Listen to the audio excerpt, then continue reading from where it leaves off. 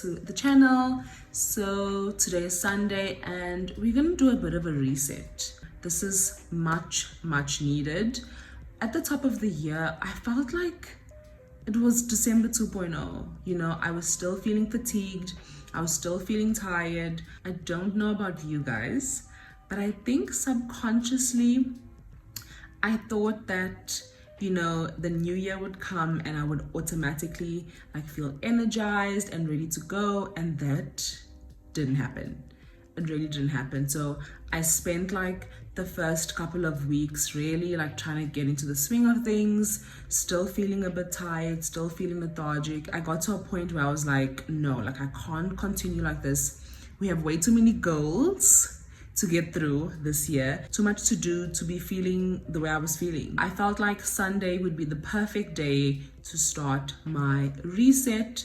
I just started gym, so your girl is working out. I got a bunch of groceries today to make some healthy meals for the week, so I'm very excited, so excited. So as you can see, I started with a face mask, so it's almost the end of the day. I want to start winding down, you know, really get my mind and my body ready for the week ahead. So I'm going to write my to-do list for the week, really prepare my mind for the week ahead, and just to be intentional about all the things that I would like to achieve for the week ahead. So let's get into it.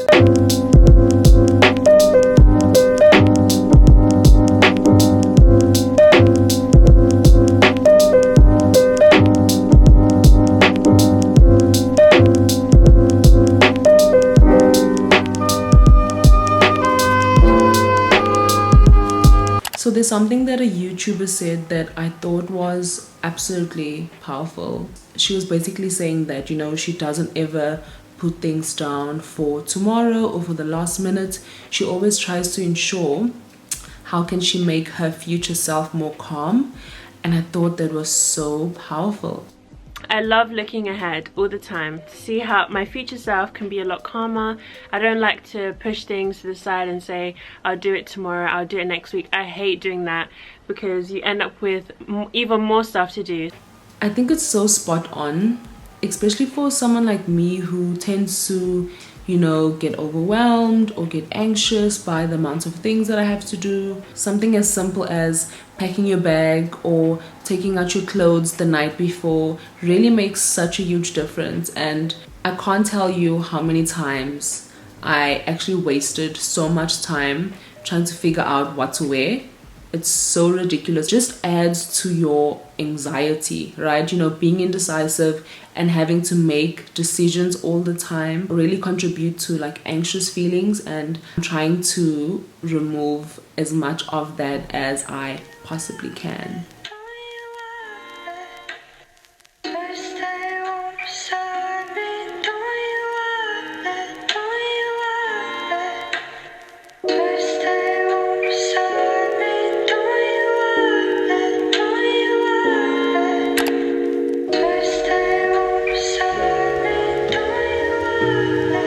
Hey guys, it's about 5:30 in the morning and I just woke up about 2 minutes ago. The reason why I wake up at 5:30 is because it gives me about 3 hours to myself to do what I want to do, and you know, I take about 30 minutes to do my morning routine, and then for about 2.5 hours to 3 hours I am just working, whether that's creating content or editing a video. So I like to get some stuff done before I start work.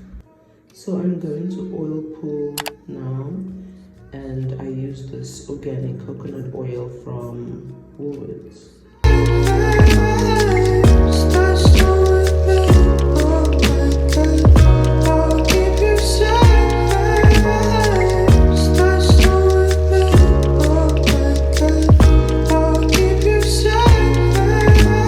Okay, so I've just finished oil pulling, so now I'm going to tongue scrape.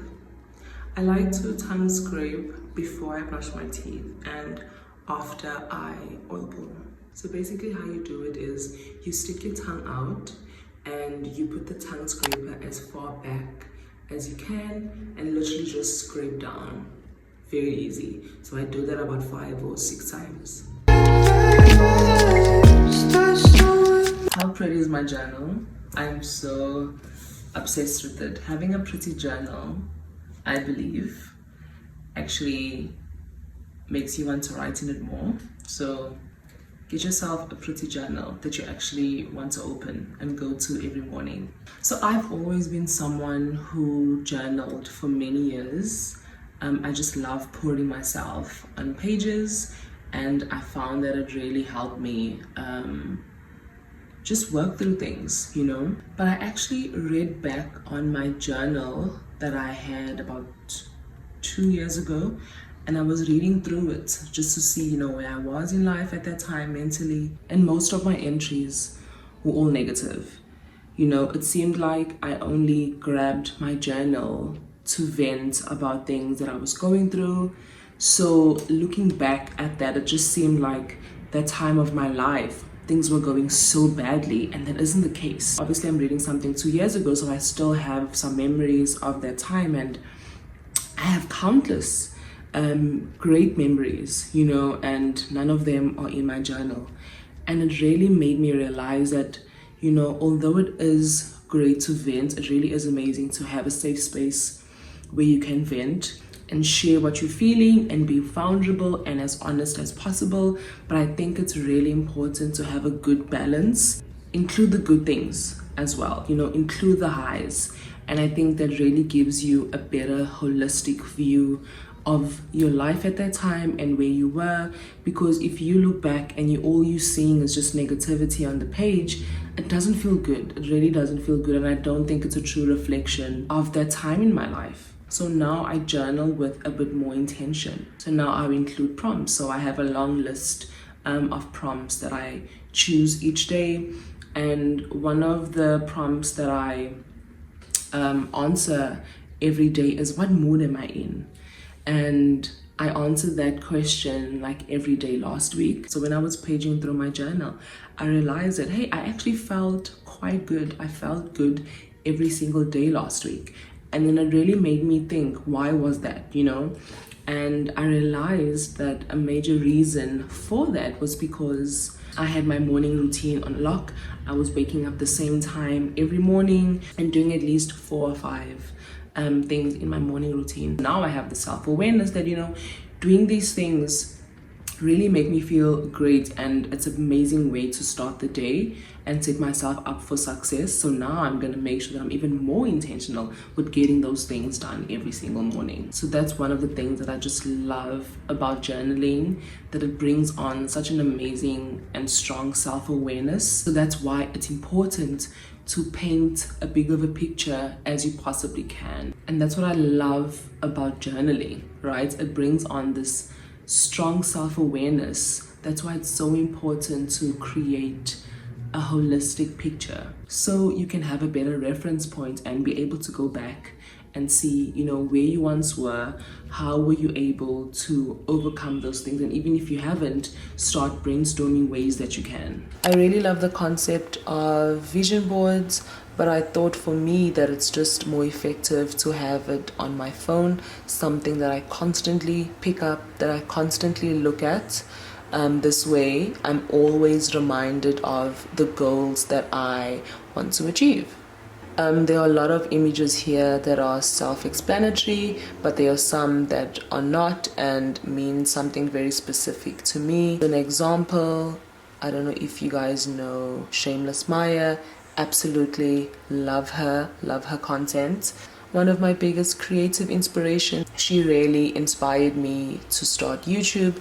And then we have Margaret Zhang, which for me is one of the best creatives out there. I love how multi-talented she is, and for me she is the benchmark. She really motivates me to learn new things and to strive for excellence. I have some travel inspo here and some health and wealth stuff, and just sayings for me to always remember, so you can and do you. I really love this concept, and I feel like it's more effective for me. I created this on Canva. I basically got a bunch of pictures off of Pinterest. The first place to look is on your boards, all the boards that you actually have. that serve as your inspiration. So I went through my boards, I looked for new pictures, and I just collected a whole bunch, and then went onto Canva and chose the Instagram post template and just copied and pasted the images on there. Super easy. Yeah, it's just something that I wanted to share with you guys.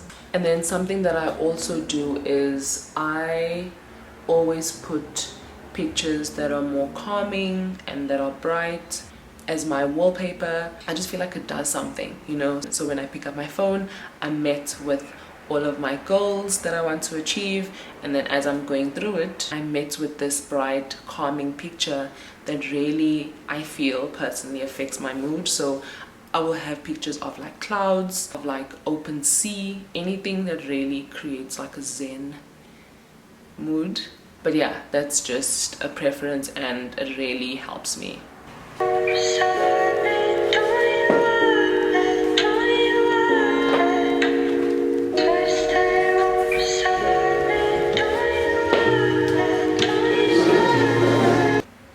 Just got done with work, now it's time to hit the gym.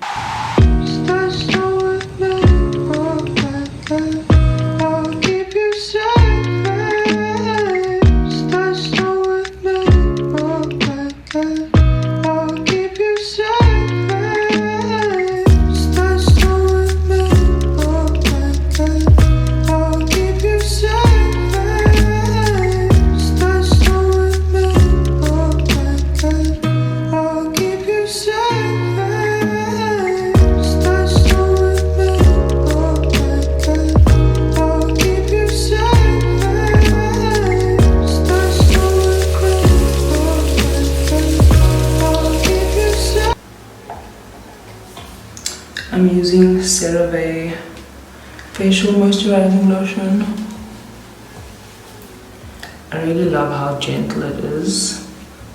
Taking the less approach when it comes to my skincare has really made such a difference. So when I decided to simplify my skincare and only have, I don't know, 3-4 max steps, I really saw a huge difference in my skin.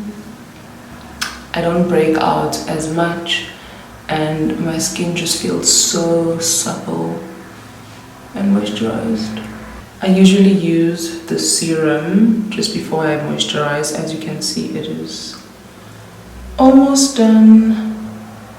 I really enjoyed it, but yeah, I use it every other day. Just going to end off with this lip therapy. I'm obsessed with it. Like, it's almost done and I've only had it for about 3 weeks. Obsessed.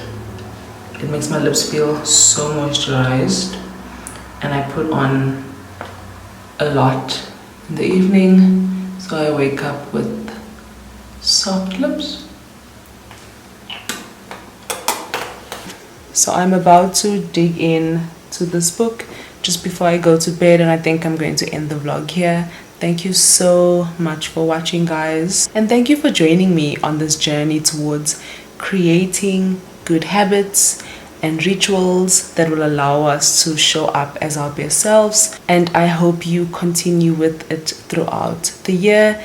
Leave a comment down below and let me know what habits you have started this year. I hope you guys enjoyed this video, and I'll see you in my next vlog. Bye.